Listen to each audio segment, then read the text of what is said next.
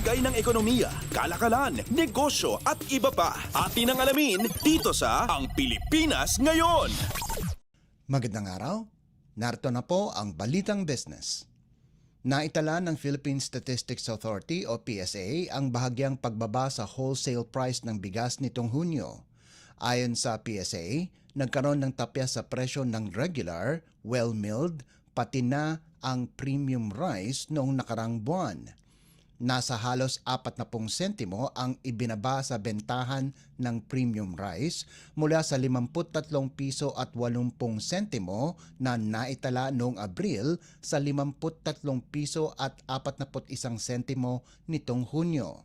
Bumaba rin sa 50 piso at 26 na sentimo kada kilo ang average wholesale price ng well-milled rice, habang nasa 56 na piso at 52 sentimo naman ang kada kilo ng regular milled rice. Batay naman sa bantay presyo ng Department of Agriculture or DA, mabibili ngayon sa 45 piso ang pinakamababang presyo para sa regular milled rice, 48 piso ang kada kilo ng well-milled rice, nasa 50 piso naman ang premium rice, habang 57 piso ang kada kilo ng special rice.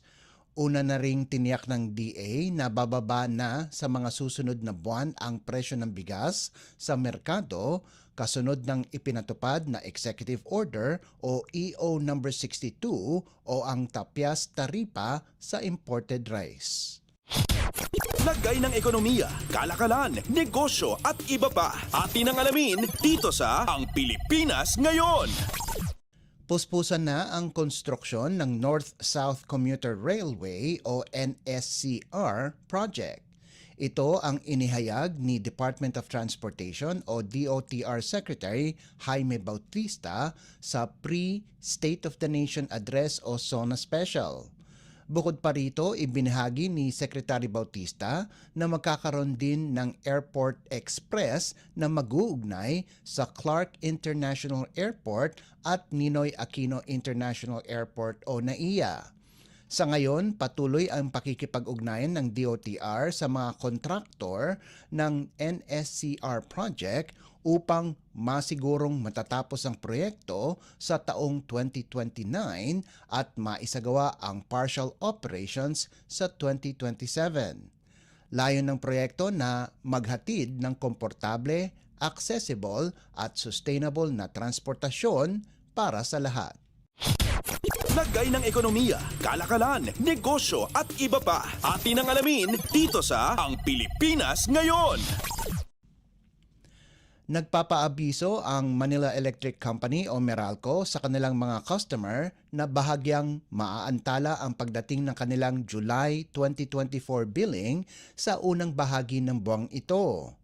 Ayon sa Meralco, ito ay dahil sa kinakailangan nilang makipag-ugnayan sa Energy Regulatory Commission o ERC hinggil sa singilin sa generation charge ngayong Hulyo. Dahil dito, sinabi ng Meralco na magsasagawa sila ng adjustment sa due date ng billing ng kanilang mga customer upang bigyan sila ng sapat na panahon para makapagbayad.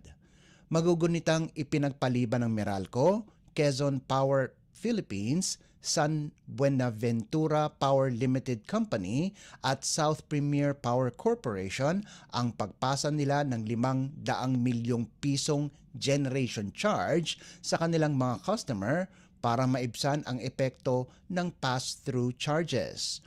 Una nang pinagbigyan ng ERC ang utay-utay na pagbabayad ng mga distribution utility gaya ng Meralco sa mga binili nilang kuryente sa Wholesale Electricity Spot Market o WESM dahil sa pagnipis ng supply ng kuryente noong tag-init. Lagay ng ekonomiya, kalakalan, negosyo at iba pa. Atin ang alamin dito sa Ang Pilipinas Ngayon.